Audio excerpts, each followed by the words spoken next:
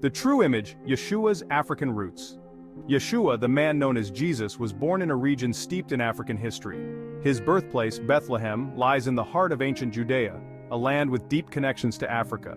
The Bible itself tells us that Yeshua found refuge in Egypt as a child. This fact alone hints at his connection to Africa and its people.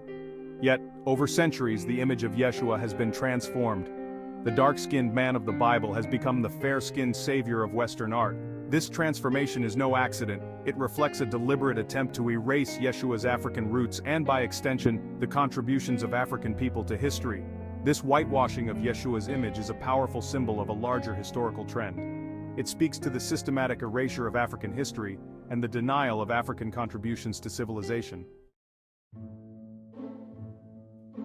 Whitewashing history from pyramids to Columbus.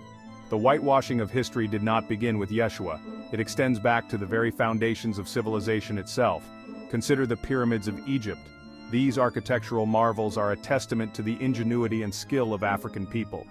Yet for centuries, Western scholars refused to believe that Africans could have built such structures. They attributed the pyramids to lost civilizations, to aliens, to anyone but the Africans who actually built them. This denial is a classic example of how history is manipulated to erase the accomplishments of non-European cultures. The arrival of Christopher Columbus in the Americas is another stark example of historical whitewashing. Columbus is often credited with discovering America, a claim that ignores the millions of indigenous people who already called this land home. Before Columbus, African footprints in the Americas. The truth is that evidence points to a pre-Columbian presence of Africans in the Americas. Ancient artifacts like the Olmec heads of Mexico bear striking resemblances to African features. These massive stone heads with their thick lips and wide noses challenge the traditional narrative of American history. Some historians believe that Africans may have crossed the Atlantic Ocean long before Columbus, engaging in trade and cultural exchange with indigenous populations. This theory is supported by linguistic similarities, shared agricultural practices, and the presence of African plants in the Americas before Columbus's arrival.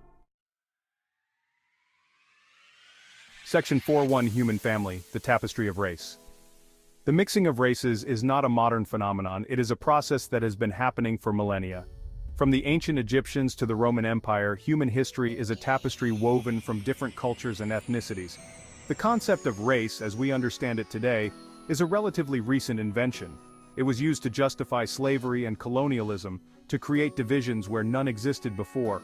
The truth is that we are all members of one human family.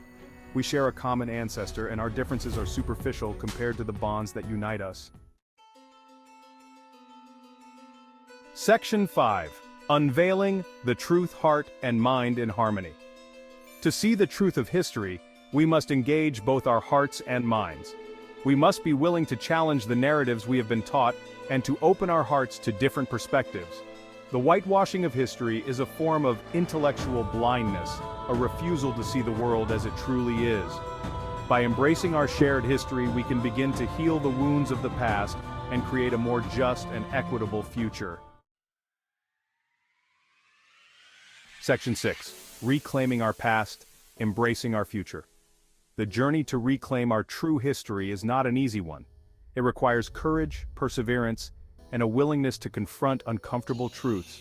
But it is a journey worth taking. By understanding the past, we can shape a better future. A future where all people are recognized for their contributions to civilization, and where the diversity of the human family is celebrated.